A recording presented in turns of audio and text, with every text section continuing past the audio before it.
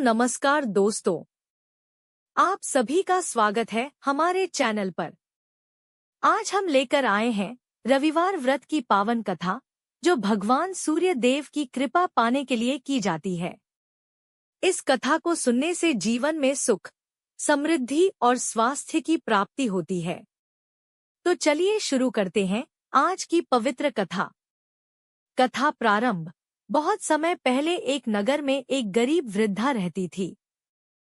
वह बहुत ही धार्मिक और सरल स्वभाव की थी। वह हर रविवार को सूर्य देव का व्रत रखती थी और विधि विधान से पूजा करती थी।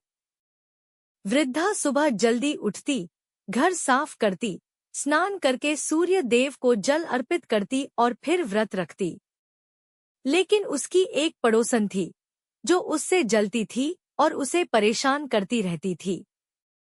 एक दिन उस पड़ोसन ने चालाकी से वृद्धा के घर में झाड़ू लगाने के लिए गाय का गोबर देना बंद कर दिया। वृद्धा बहुत दुखी हुई, क्योंकि वह बिना गोबर के घर को शुद्ध नहीं मानती थी। फिर भी उसने श्रद्धा नहीं छोड़ी और जैसे तैसे पूजा करती रही। चमत्कार। वृद्धा की सच्ची भक्ति देखकर सूर्य देव प्रसन्न हुए। एक दिन उन्होंने उसे एक चमत्कारी गाय दी, जो हर दिन सोने का गोबर देती थी। वृद्धा बहुत खुश हो गई और अब वह आराम से अपना जीवन बिताने लगी। लेकिन उसकी पड़ोसन ने जब यह देखा, तो वह लालच में आ गई।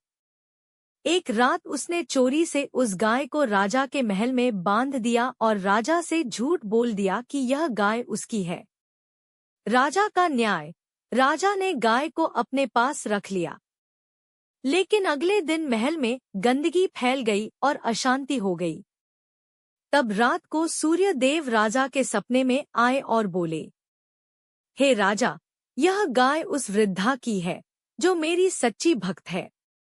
तुमने उसे कष्ट दिया है, इसलिए तुम्हारे महल में अशांति है। राजा सुबह होते ही वृद्धा के पास गया, उससे माफी मांगी और गाय उसे वापस कर दी। साथ ही उसे बहुत सारा धन भी दिया। कथा का संदेश। इस कथा से हमें यह सीख मिलती है कि सच्ची श्रद्धा और भक्ति कभी व्यर्थ नहीं जाती। भगवान हमेशा अपने भक्तों की रक्षा करते हैं। लालच और ईर्ष्या का फल बुरा होता है। पूजा विधि। संक्षेप में रविवार को सुबह जल्दी उठें।